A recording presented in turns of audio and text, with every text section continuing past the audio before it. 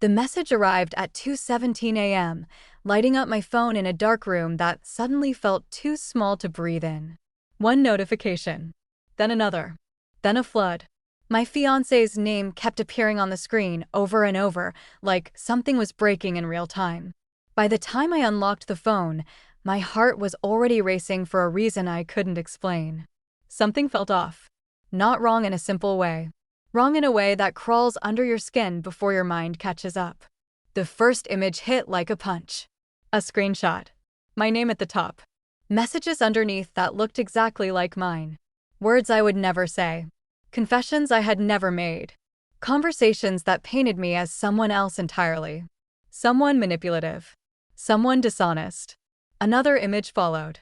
This one worse. Edited photos. Carefully crafted, believable, devastating. Each one designed to tell a story that wasn't real, but felt convincing enough to destroy everything I had built. My stomach dropped. Before I could even process it, another message came through. Short. Cold. Final. He said he needed space. Said he didn't recognize me anymore. Said he didn't know who I really was. And just like that, everything started slipping. I tried calling him. No answer. Again. Straight to voicemail.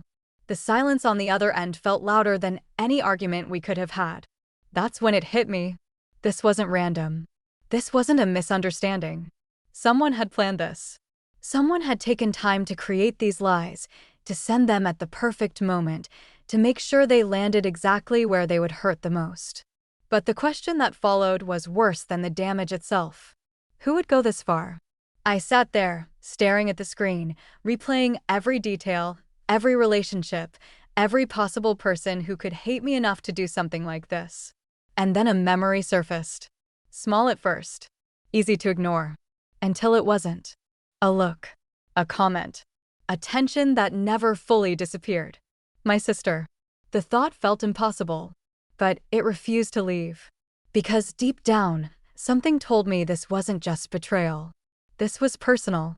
And if I was right, this was only the beginning. Sleep never came. The night stretched into something heavy and suffocating, where every second replayed the same images over and over again. By morning, my eyes burned, my thoughts tangled, and one question refused to let go. Why would she do this? I kept telling myself I was overthinking. That I was desperate for answers and reaching for the closest possibility. But the more I tried to dismiss it, the clearer the pattern became. The timing. The precision. The kind of damage only someone close could calculate. No stranger would know exactly what would hurt him enough to walk away without hearing me out. I opened the screenshots again, forcing myself to look deeper this time. The messages were crafted too carefully. The tone mimicked mine, but there were subtle differences. Words I never used. Phrases slightly off. Enough to fool someone who was already emotional, but not enough to escape someone who knew me inside out. My hands tightened around the phone. She knew how I spoke. A memory surfaced, sharper now. Weeks ago, she had been unusually curious about my relationship. Asking small questions that felt harmless at the time. What do you usually text him? Do you ever argue? What makes him upset? I had answered without thinking, trusting her the way I always had. That trust now felt like a weapon turned against me. I dialed her number before I could stop myself. It rang twice. She picked up, her voice calm, almost too calm for someone who had just detonated a bomb in my life. She asked if everything was okay. The question felt like mockery. I didn't accuse her. Not yet. I needed to hear something. Anything that would either confirm my fear or prove me wrong. So I mentioned the messages, kept my tone controlled, watched for the smallest shift. There was a pause. Not long, but long enough. Then she sounded surprised. Concerned. She said it was awful. Said someone must be trying to ruin me. Said I should be careful who I trust. The words were perfect. Too perfect. And that was when the doubt inside me turned into something colder. Something sharper. Because for the first time, I wasn't just questioning what had happened. I was questioning her. And somewhere beneath that growing realization, another thought began to form. If she really was behind this, then she hadn't just crossed a line. She had started a war she wasn't ready to finish. The call ended, but her voice lingered in my mind like a carefully placed echo. Every word she had chosen, every pause she had taken, it all felt rehearsed. Too smooth for something that should have shocked her. Too controlled for someone who claimed to care. I stood still for a long moment, phone still in my hand, as a new feeling settled in. Not panic. Not confusion. Clarity. If she was behind this, then reacting emotionally would only play into her plan. Whoever created those screenshots wanted chaos. Wanted me to look unstable, desperate, guilty. I couldn't afford that. Not now. I needed proof. I sat down and opened every image again, this time with a different mindset. Not as a victim, but as someone looking for cracks. Every detail mattered. Every inconsistency could lead somewhere. The timestamps caught my attention first. They looked normal at a glance, but when I compared them to my actual message history, something didn't line up. There were gaps. Entire conversations that never existed between real messages. Whoever made them had stitched pieces together, but missed the natural flow of time. My heartbeat slowed, focusing. Then I noticed something else. A tiny formatting difference. The font spacing in certain lines looked slightly off. Barely noticeable unless you were looking for it. But it was there. Repeated in multiple screenshots. This wasn't just a lie. It was a constructed lie. And constructed lies always leave fingerprints. I moved to the photos next. The edits were cleaner, more dangerous. Whoever did this had skill, or at least access to someone who did. But even the best edits have limits. Shadows didn't match perfectly. Light angles shifted unnaturally. Details that most people would never question. But I wasn't most people anymore. I started saving everything. Organizing it. Comparing it with originals from my phone, from backups, from anywhere I could find a trace of the truth. The more I looked, the more certain I became. This was deliberate. And it was close. Too close. Because only someone who had access to my life, my habits, my conversations, could replicate this level of detail. Someone who had been watching, listening, learning. Someone like her. But suspicion wasn't enough. I needed something undeniable. Something that would force the truth into the open where no one could twist it. As I scrolled through my files, another memory surfaced. Not from weeks ago. From yesterday. She had borrowed my laptop. At the time, it meant nothing. Now, it felt like the missing piece. And if I was right, then somewhere on that device, she had left behind more than just a trace. She had left a mistake. My laptop sat exactly where I had left it, closed, silent, almost innocent. But now it felt like evidence waiting to be uncovered. I hesitated for a second before opening it, as if something inside might confirm everything I wasn't ready to accept. The screen lit up, familiar and unchanged. At first glance, nothing seemed out of place. No obvious files, no suspicious tabs, nothing screaming betrayal. But I wasn't looking for obvious anymore. I checked the browser history first. There it was. Multiple visits to online editing tools. Image manipulation sites I had never used. Timestamps that matched the hours she had been alone with my laptop. My chest tightened, but I kept going. This wasn't enough. Not yet. Then I opened the downloads folder. Empty. Too empty. I knew my habits. I never cleared downloads. Old files, random PDFs, screenshots, everything usually stayed there until I bothered to clean it up, which was almost never. But now it looked wiped. Completely wiped. That wasn't normal. A chill ran down my spine as I moved deeper, checking system logs, temporary files, anything that might have been overlooked. And then I found it. A folder hidden inside another directory, something most people wouldn't even think to check. My hands froze for a second before I clicked. Inside were fragments. Cropped images. Half-finished edits. Pieces of the same screenshots that had been sent to him. Not complete, but enough to connect the dots. My breath caught. This wasn't just suspicion anymore. This was proof. But just as I felt a surge of control returning, something else stopped me cold. There was another file. A video file. I didn't remember downloading any video. Slowly, I opened it. The screen flickered, then played. It showed my room. The angle was slightly off, like it had been recorded from a phone placed somewhere discreet. My desk. My bed. My personal space. I leaned closer, heart pounding. And then I saw myself moving around, unaware, completely exposed in my own privacy. The footage wasn't inappropriate, but it was intimate enough to feel like a violation. Like someone had been watching me without permission. My stomach turned. This wasn't just about fake screenshots anymore. This had crossed into something darker. The video cut off abruptly, but not before revealing one more thing. A reflection in the mirror for a split second. Someone standing behind the camera. The image was blurry, but I didn't need perfect clarity. I recognized the outline, the posture, the hair. My sister hadn't just tried to destroy my relationship. She had been watching me. And suddenly, this wasn't just a betrayal. It was obsession. And whatever game she was playing, it was far more dangerous than I had imagined. For a moment, I couldn't move. The laptop screen stayed frozen on the last frame of the video. That distorted reflection burned into my mind like something I couldn't unsee. My pulse pounded in my ears, loud enough to drown out everything else. This wasn't jealousy. This wasn't a misunderstanding. This was calculated. I forced myself to breathe, to think, to stay in control. Panic would only make me reckless, and reckless was exactly what she would expect. If she had gone this far, then she was confident. Comfortable. Maybe even convinced she had already won. That thought steadied me. Because people who believe they have already won always make mistakes. I closed the video and copied everything onto an external drive. Every file, every fragment, every hidden trace. If she tried to wipe the laptop again, it wouldn't matter. The truth was no longer in one place. It was with me. Then I did something I hadn't planned.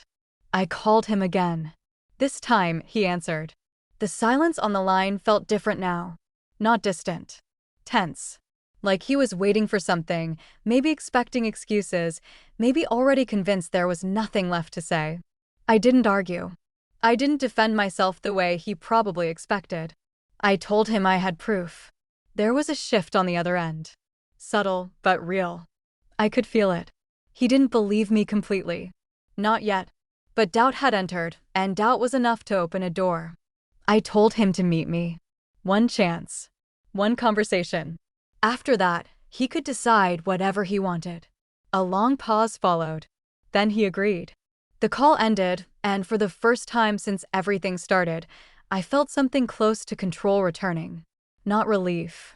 Not safety. Strategy. But as I turned back to the laptop, something else caught my attention. A notification I hadn't noticed before. An email account logged into the browser, not mine. My chest tightened again as I opened it. Dozens of sent messages. All addressed to him. Different variations of the same lies. Screenshots. Photos. Even parts of that video, carefully edited to look like something else entirely. But that wasn't the worst part. The sender name wasn't hers. It was mine. She hadn't just tried to ruin me behind the scenes. She had become me. And as I scrolled further, one final detail made everything colder. There were scheduled messages. More lies ready to be sent. This wasn't over. It was just getting started.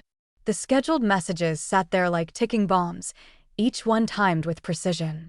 Different hours. Different tones. Some apologetic, some aggressive, all designed to confuse him, to keep him off balance, to slowly destroy any trust that might still exist. She hadn't planned a single attack. She had planned a campaign. I scanned through them quickly, my mind racing ahead of my fear. If those messages went out, everything I was trying to fix would collapse before I even had a chance to explain. I needed to stop them. Now. My fingers moved fast, canceling each scheduled email one by one. The timestamps stretched into the next few days. She had been preparing for this longer than I realized, layering lies over time so they would feel real, consistent, impossible to question. It almost worked. But not anymore. Once the last message was deleted, I changed the account settings. Password. Recovery email. Security questions. Every detail she might try to use again, I locked down. If she came back expecting control, she would find a wall instead. For a brief second, I felt ahead of her. Then my phone buzzed. Her name flashed on the screen. I didn't answer immediately. I let it ring, watching it, thinking. If she was calling now, it meant something had shifted. Maybe she noticed the changes. Maybe she was checking if her plan was still in motion. Or maybe she already knew I had seen everything. The call ended. A message followed seconds later. Short. Simple. Too simple. She said we needed to talk. No concern. No confusion. No attempt to act innocent this time. That alone told me everything. I called her back. She answered instantly, like she had been waiting with the phone in her hand. Her voice sounded different now. Not the soft, supportive tone from before. There was something sharper underneath. Something colder. She said I should stop digging. Said I was making things worse for myself. A quiet warning wrapped in calm words. Instead of reacting, I listened. Every second, every word, every shift in her tone. Because this time, she wasn't pretending anymore. She wasn't denying it either. She was testing me, trying to see how much I knew. So I gave her nothing. I kept my voice steady, asked simple questions, let her talk just enough to expose the edge of her confidence. And right there, beneath her controlled tone, I heard it. A crack. Not fear. Excitement. Like she was enjoying this.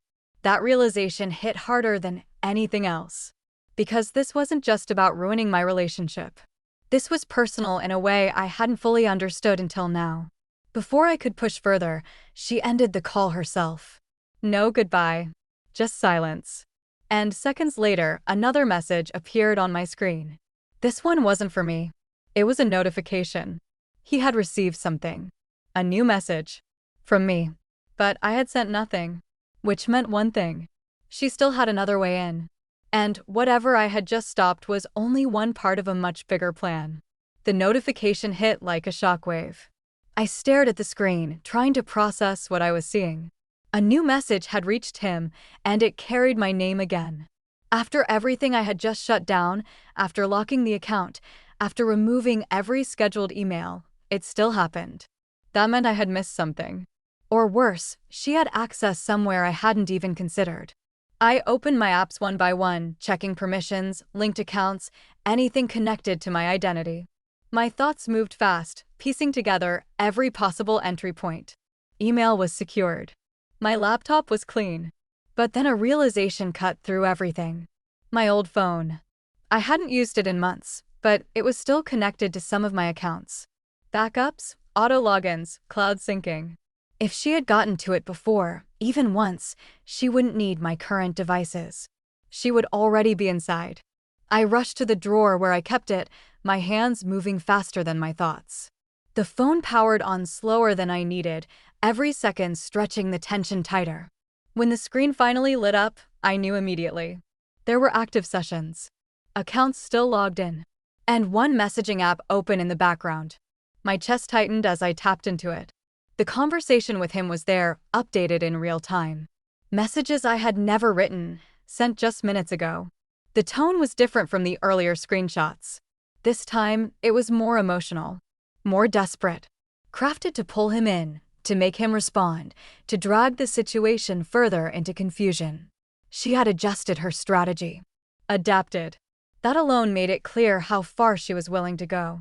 Without wasting another second, I logged out of every account on that device, removed all access, and reset everything linked to it. This time, I didn't stop at the surface. I went deeper. Security settings. Device history. Anything that could give her another doorway. One by one, I closed them all. The silence that followed felt different. Not safe, but quieter. Like the storm had paused, not ended. My phone buzzed again. This time, it was him. A single message. He said the situation was getting out of control. Said he didn't know what to believe anymore. Said he needed answers, not more confusion. I stared at the words, feeling the weight of everything pressing in at once. This was the moment. The meeting we had planned was no longer just important. It was critical. If I failed to show him the truth, even for a second, everything would collapse for good. But just as I started to gather what I needed, another thought surfaced. Something I had overlooked in the middle of the chaos.